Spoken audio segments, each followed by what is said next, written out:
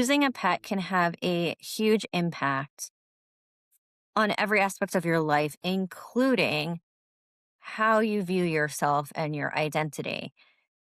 One day you're your pet's parent and then they're gone.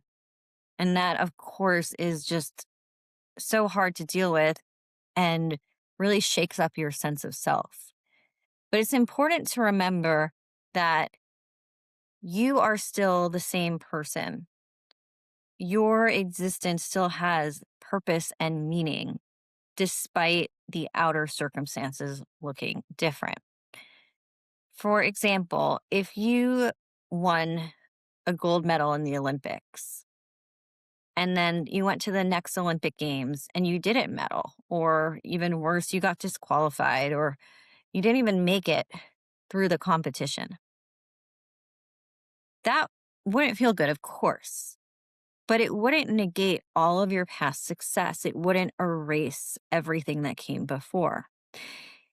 It's just that when we're in times of tragedy or sadness, that of course feels more acute, but it doesn't mean that what came before wasn't real.